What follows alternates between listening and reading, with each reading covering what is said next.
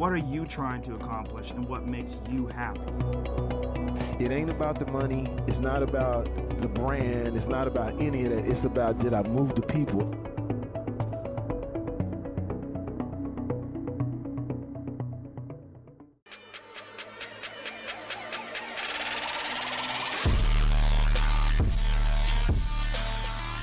Their careers end, earlier than they should have. The Peterborough native, Cody Crowley, really excelling in the sport of boxing. For such a simple fact that, they hurt their hands. It's just sometimes the equipment doesn't work appropriately or how it should work.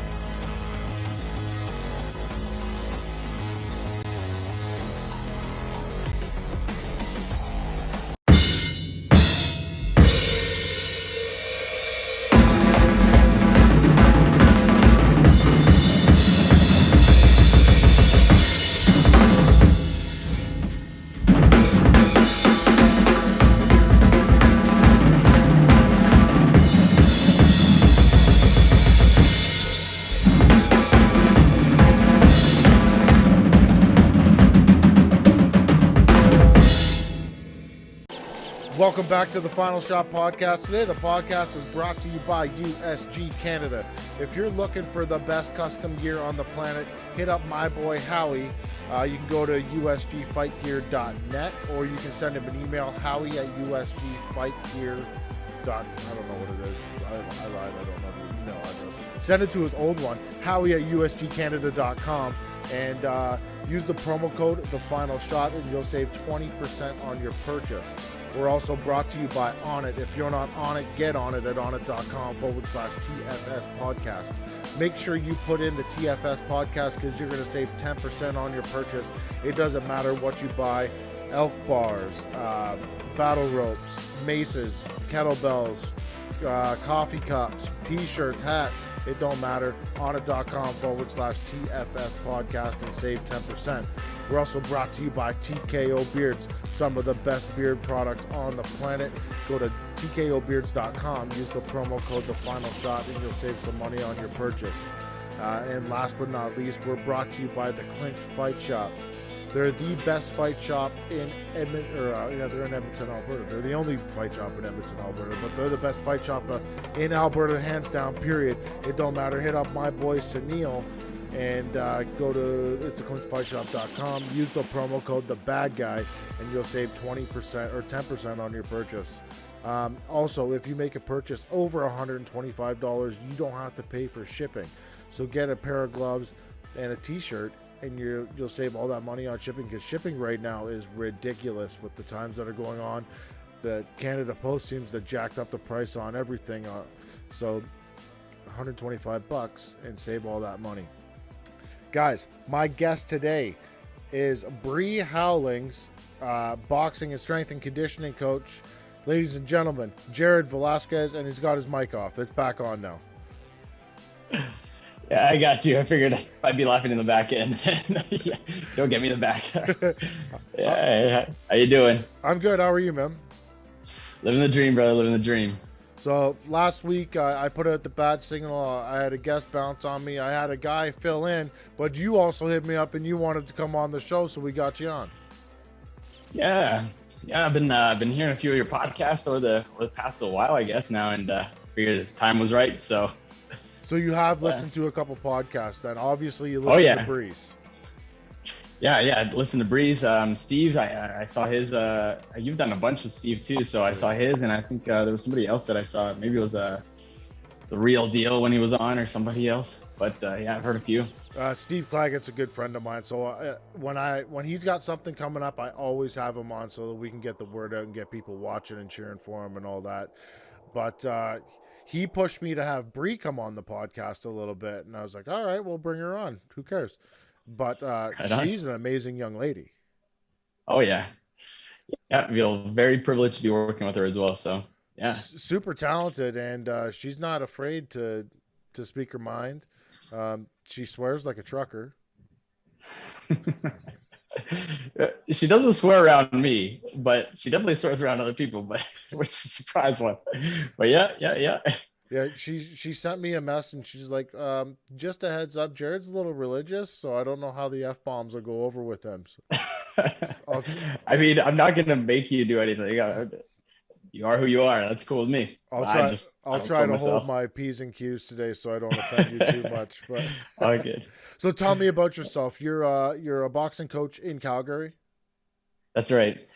Yeah, so I have my gym here, Amplified Athletics. My background spans through the boxing realm, the boxing industry, obviously, but I've always had a big interest in the strength conditioning realm of things as well, the exercise physiology. So, yeah, I've had a fun career, both as a competitor, both and as a coach on the boxing side of things and as a strength side of things. So that's a little bit about me when as it relates to the boxing things. I got a family. I got my wife, 2 daughters, a nice big old Doberman Lennox Lion Lewis. I named him right after.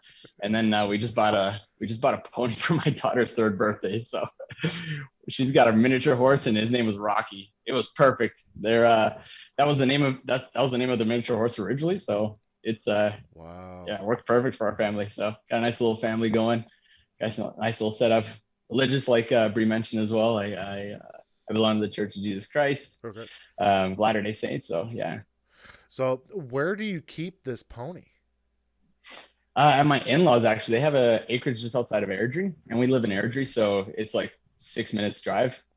Wow. And yeah, so it all worked out really nice for us. She must have been super excited when you brought home a pony.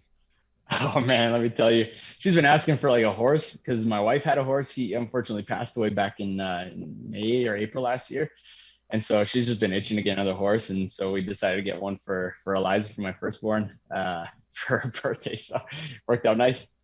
So, And her favorite shows have in both of her favorite shows, they have a character called Rocky. So the fact that this horse's name was already Rocky, and I love Rocky Balboa, the Rocky series, yeah. it just worked out nice. So this is one podcast I won't have my daughter listen to because she's gonna be like, "Well, Jared bought his daughter a pony. Where's mine?" Yeah. That's some people have told me that other parents might hate me. So yeah, dude, you don't show up to like PTA meetings. yeah, They'll run you out of there quick. yeah. Okay, Not so everybody's fair. Yeah. what athletes are you currently working with in the sport of boxing? Is it strictly Bree, or do you have a bunch of competitive athletes that you work with? A bunch of competitive athletes. The majority of them are amateur. Bree's the only professional currently. So yeah, the majority are recreational amateur boxers, and then Bree, I spent a large amount of my time working with her. So was this something that stemmed from her Muay Thai background, or did she come over with you when she transitioned over to boxing? She had a few transitions when she moved into boxing, but the manager at the time was the guy that I've known for a number of years now. Him and I go back. And so when things fell through with her previous coach, then they kind of reached out to me to see if we could have a meeting, if things would work. We sat down. I gave her my spiel, like what I like to look for in a fighter, the type of people I want to work with. And she gave me kind of her end of the deal, what she wanted to work, what kind of stuff she wanted to get from me. And so things just worked out nicely there. So we've been running for like 1.5 years, 2 years now. Okay. Yeah. So when you work with amateur athletes and then you switch over to a professional one, it's a bit of a different ball game when it comes into training them. Oh yeah. Yeah, because in the strength conditioning and in the boxing side of things, for sure, the strength conditioning is one thing because it's like you might have a fight every 2 weeks, you might have a fight once a month, so it's not like you can really periodize the same way for them. You just have to manage how much volume you're working and just peel things back as you progress towards a fight for the amateurs. For the pros, it's a lot funner because then I can really map things out for forever away, and then when fights come up, then I can set up a 8-week, 12-week fight camp, whatever notice we have. So makes it a lot funner for me on the strength conditioning side of things. For the training side of things of boxing, and that's also really fun for me too on both sides of the spectrum, because I'm massive proponent of working the fundamentals, obviously, but having that extra time, seeing a professional athlete every single day and it being guaranteed is just in the schedule, it makes it fun because then we have a lot of variation that we can end up working on. So yeah. The rule set for, I consider amateur boxing and professional boxing two different sports. They're not the same. They're not even close, especially when it comes to the rules and the politics that go on in between the two of them. So it's got to be a little bit different training them just in a rule setting too.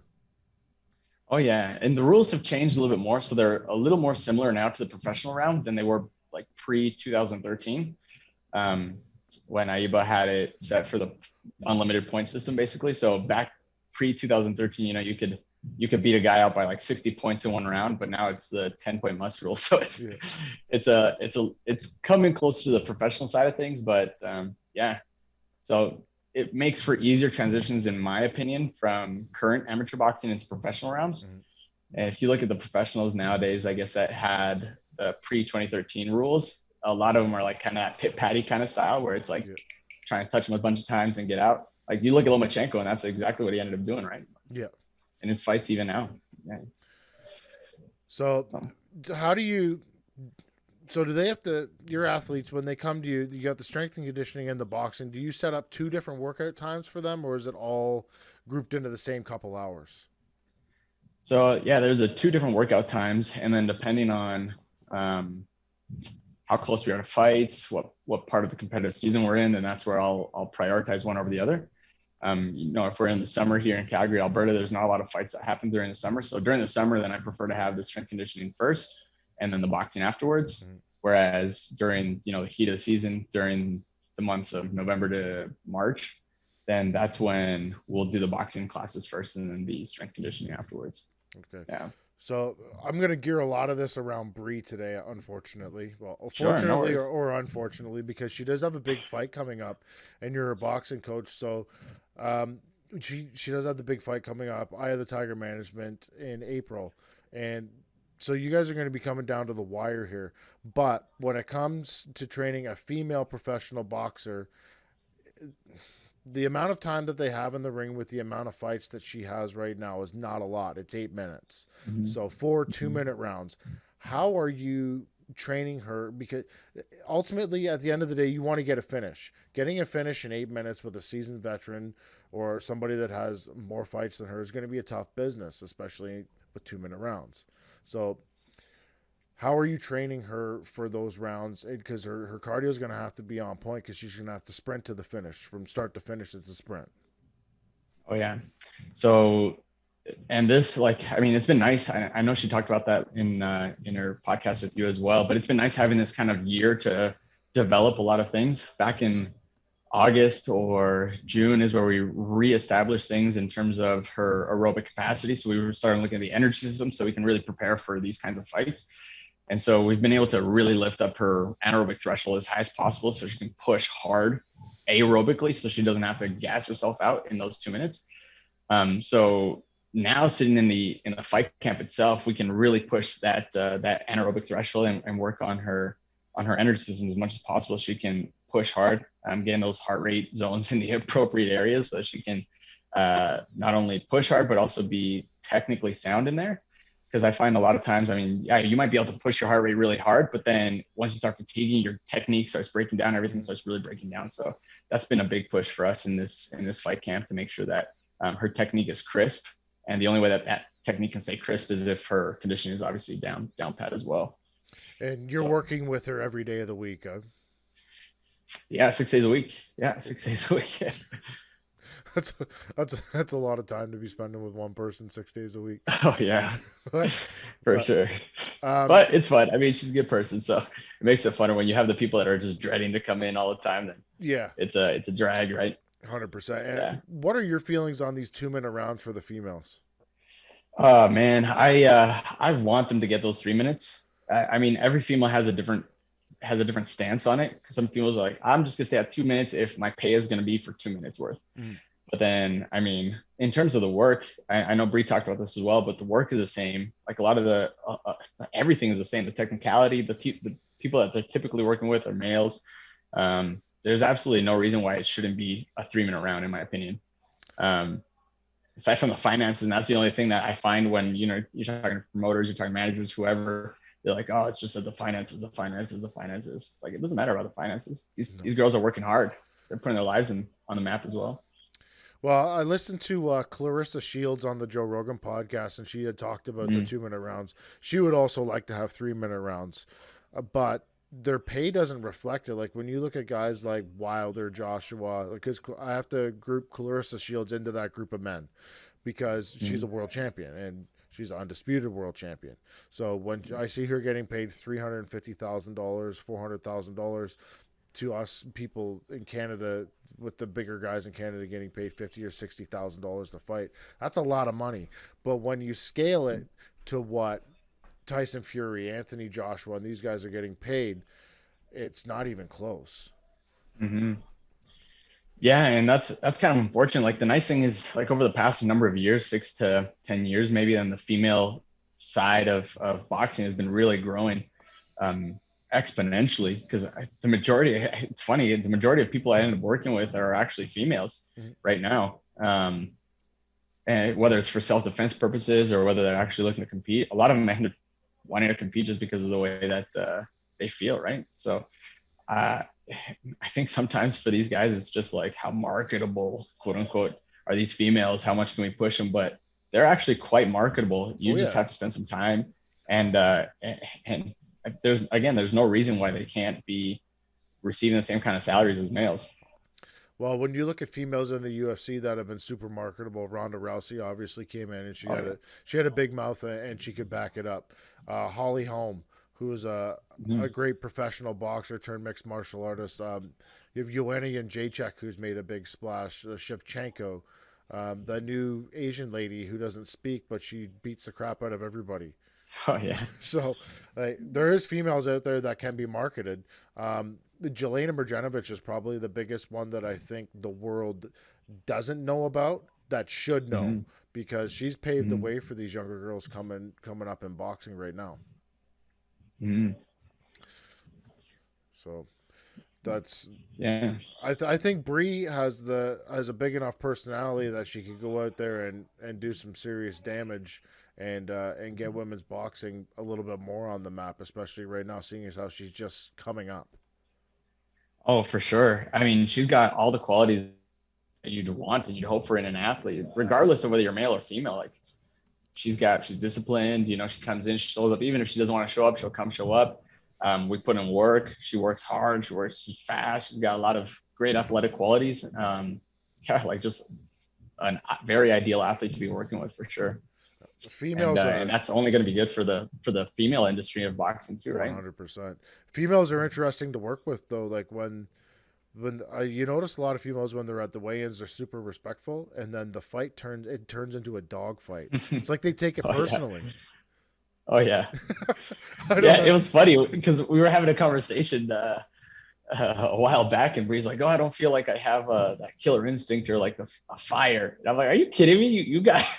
Once that bell goes, or if you have like a frustrating round, she'll come back and she'll sit down and she'll you could tell like just the gears are turning, and she stands up, and it's a killer switch that she's got. So it's funny how some of the females I work with, they're like, "No, I don't have that killer instinct." You're like, that's not what I see when that bell goes.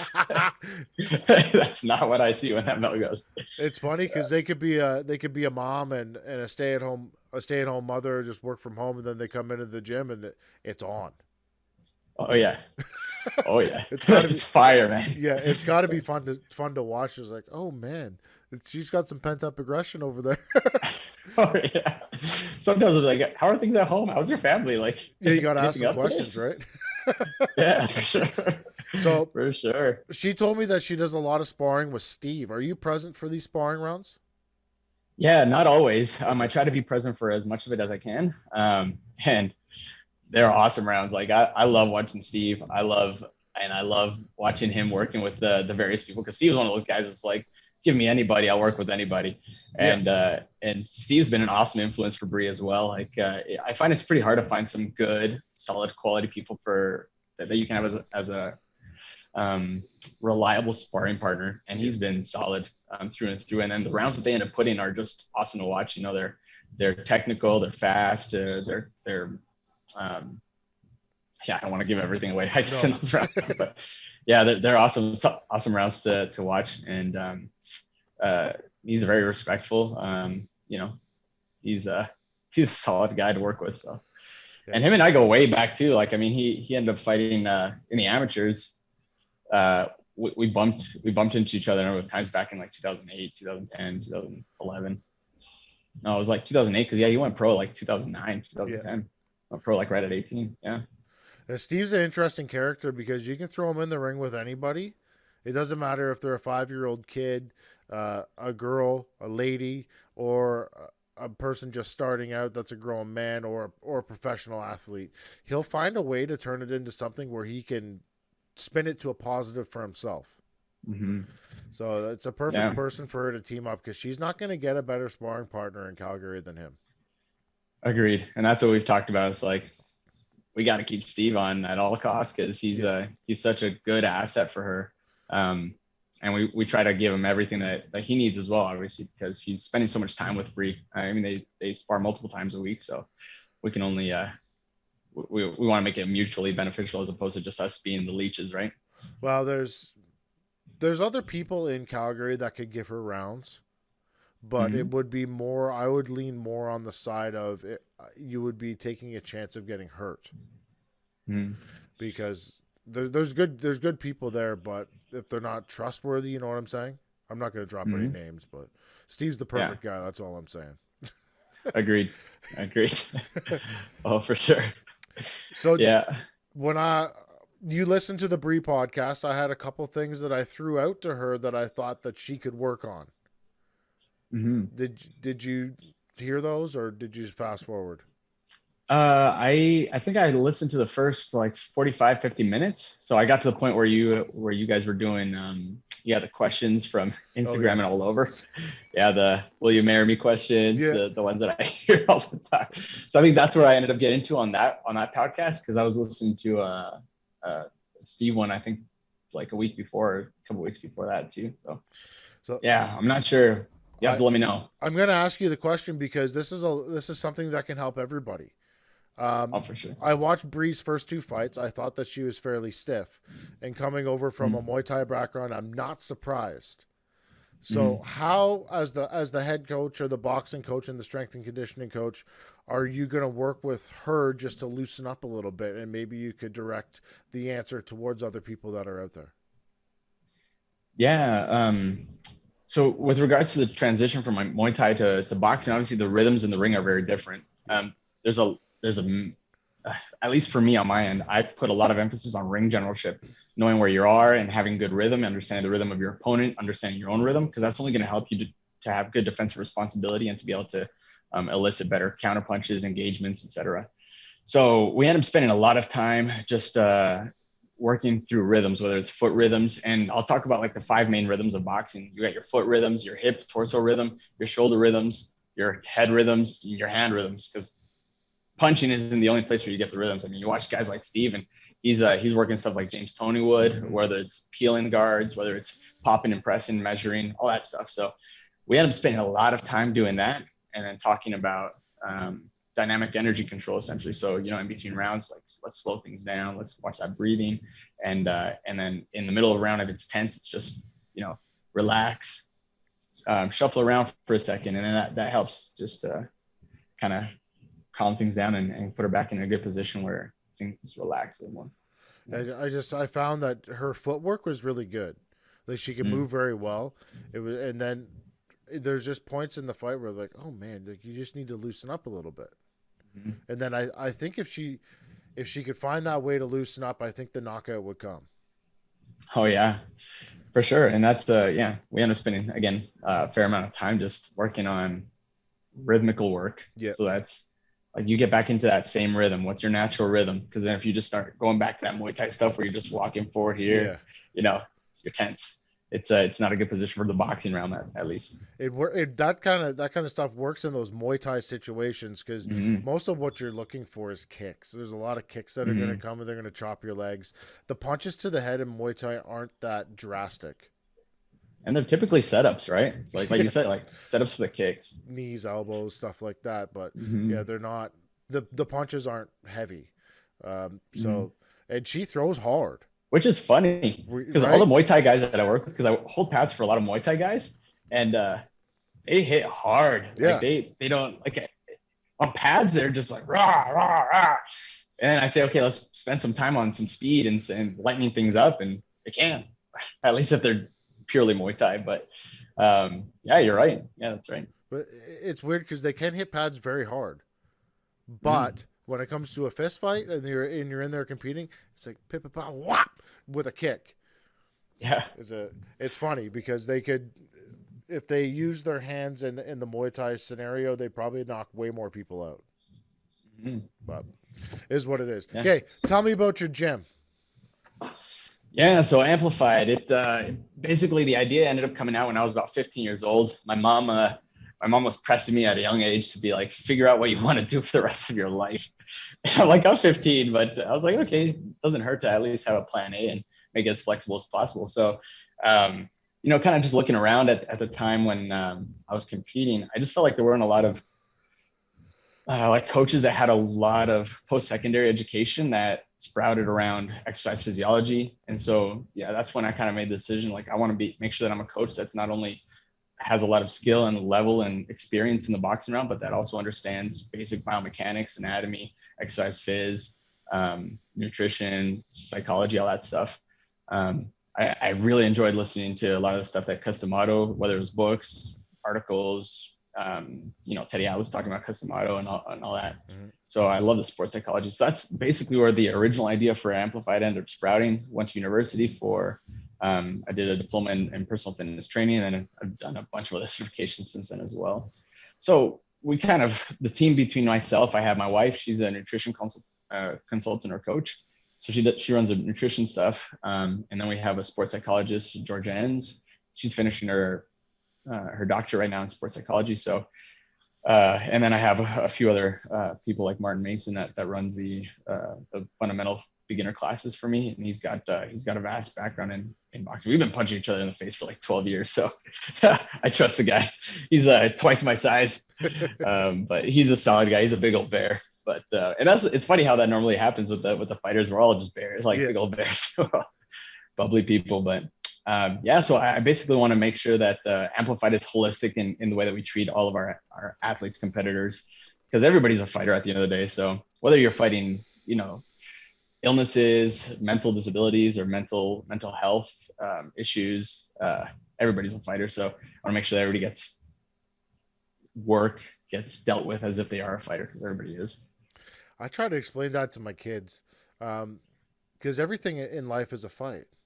Whether you're fighting at school to get a good grade, or you're fighting with little Bobby over here because he called you a name, or you're fighting for a job, or you're fighting in a boardroom. Fight's a fight. Doesn't matter. Not all fights are physical. A lot of them are mental. So at your gym, you're combating the mental fight too? Exactly. Yeah. And that's, I find, because at least for me, when I first started, I started boxing when I was 12 years old. Mentally, I started when I was 8, but my mom wouldn't let me until I was 12. Yeah. So, for me, I stepped in the ring, and the first people I ended up sparring with were all like amateur world boxing, champions at ringside worlds and stuff. And so I got my butt handed to me on countless occasions, and I was just scared. I was scared to get back in, and I'd be that kid that'd be like, "Oh, I forgot my mouth guard today," but it was in my bag, and just experiencing that. Just being pushed hard and trying to be broken in like that. I was like, I want to make sure that I can teach people and help people so that they can overcome their mental obstacles, because that's where it's the hardest. You can overcome that, then you can be a fighter in the ring. You can do anything you want, really, whether it's running your own business, being a fighter, like dealing with Bobby across the street, whatever. Yeah. Combat sports is fun too, because everybody can do it. Everybody's got that built into their DNA. It's either fight or flight. Most people, I don't know, I don't want to say most people will run, but there's a lot of people that'll run, but what they don't know is deep down inside that they know, like, they can fight. Everybody's built for it. So it's just a matter of being able to dig that part out. But oh yeah. Especially when you take like a female, they become a mom. Yeah. Oh man, you don't mess with the babies.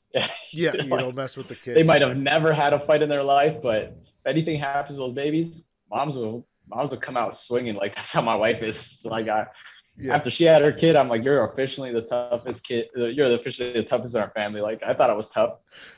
yeah, I see her dealing with horses, and then she has kids popping out of her body. I'm like, no, you're the toughest one in this family. Definitely, 100%. The ladies can take a little bit more pain than we can. Oh yeah. 'Cause I'm not pushing no kids out, that's for sure. Oh yeah. I've seen it twice. It ain't happening. Oh man.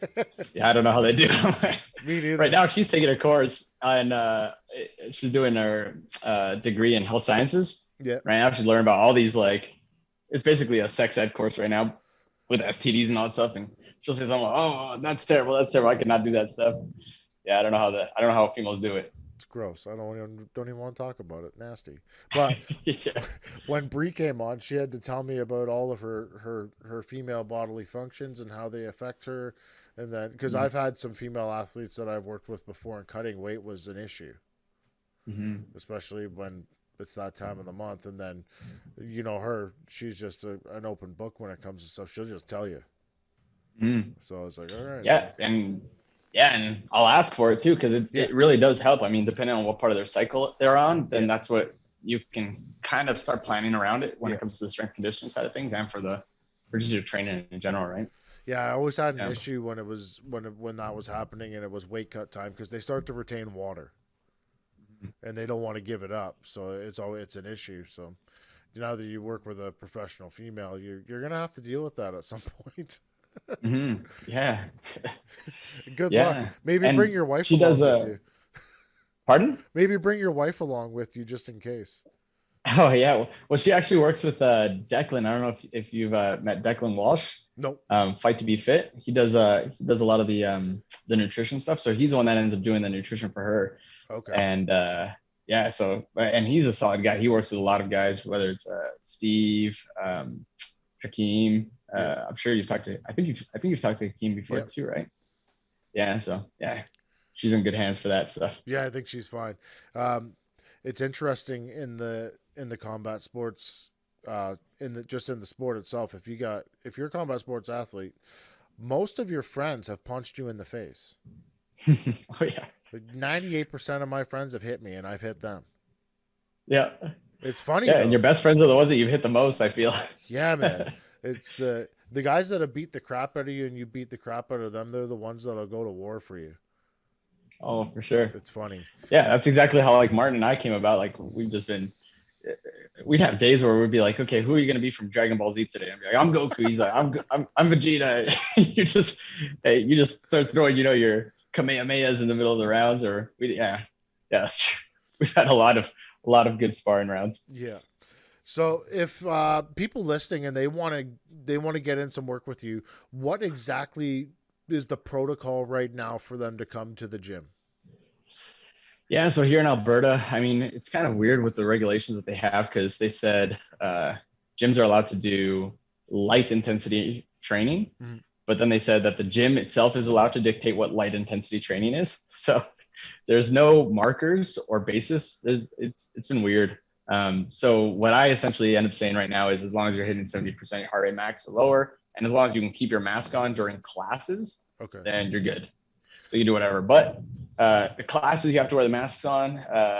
But for one-on-one, small group training, if you're part of the same household, then I train everybody as well. So yeah, pads, whatever, strength conditioning, programming, app-based. I do online training as well. So it's a wide variety of services that we offer. When folks are sparring, they can have the mask off.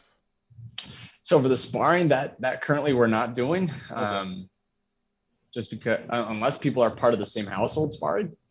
But yeah, the classes we're not. You've got to keep the mask on. So kind of weird. Hitting pads, you got to keep the mask on. I don't know if you're part of a class. If you're part of the class, and you got to keep the mask on. If it's just a one-on-one session, or if it's a small group session where everybody's part of the same household, then you don't have to wear the masks. So I feel like the regulations have just been random. They've been so arbitrary that they just make no sense. Is the mask thing dumb to you? Because to me, it's dumb. Yes and no.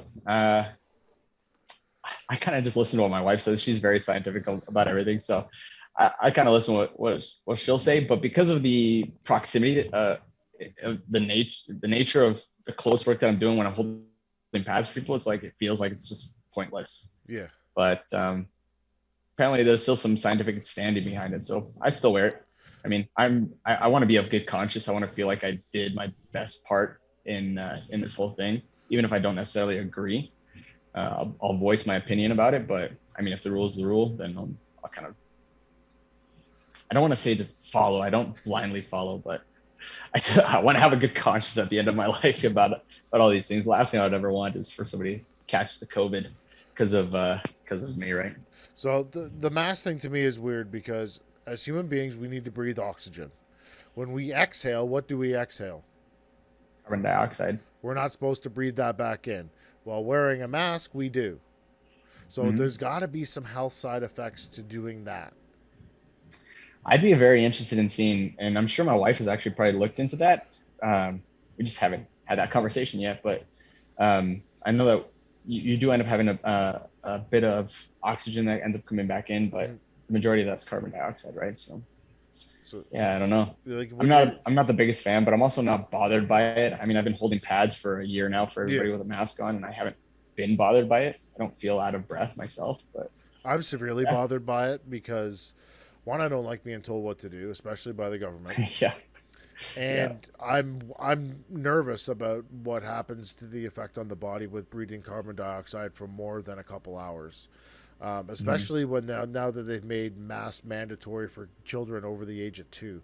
Could you imagine trying to keep a mask on a 2-year-old in Walmart? Oh man, for my daughter, I don't we'll just use that face shield thing. Yeah, we'll use that, and that's kind of it. But yeah, the masks, they have the kids 2 years plus. I've seen how they've had those airplanes that kick kids out because they don't wear their mask and they're like barely 2 years old.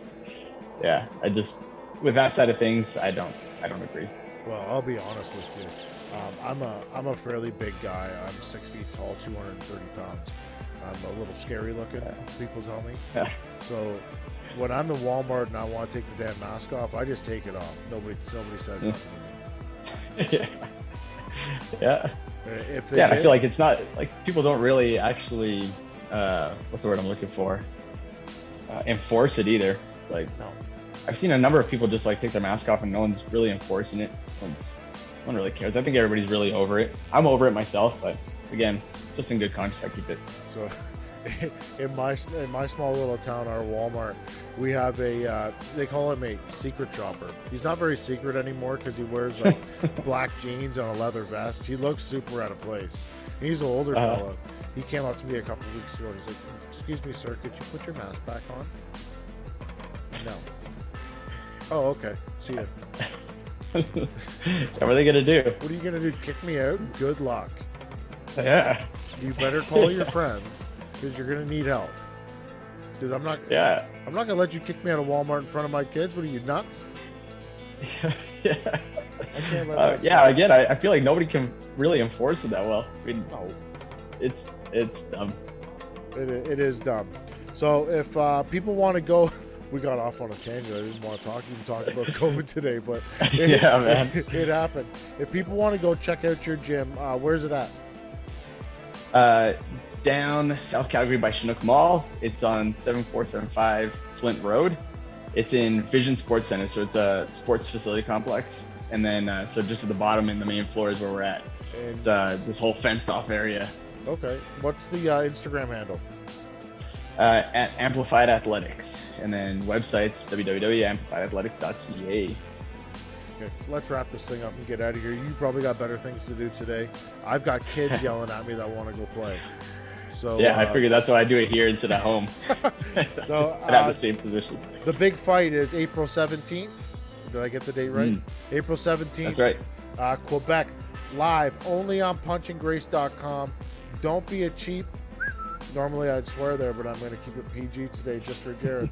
Don't be a cheap mother beeper and try to stream it online for free because you can't. It's on punchandgrace.com. Jared, you have anything else you want to say today? Man, just appreciate this opportunity. Make sure you check out his gym. It's at Advanced Athletics on Instagram. Does it have a Facebook page? Yeah, we got the Facebook as well, Amplified Athletics. So I screwed it up. It's Amplified Athletics at Amplified Athletics on Instagram. You should have corrected me and called me a bad word, but you didn't. Guys, that's the final shot.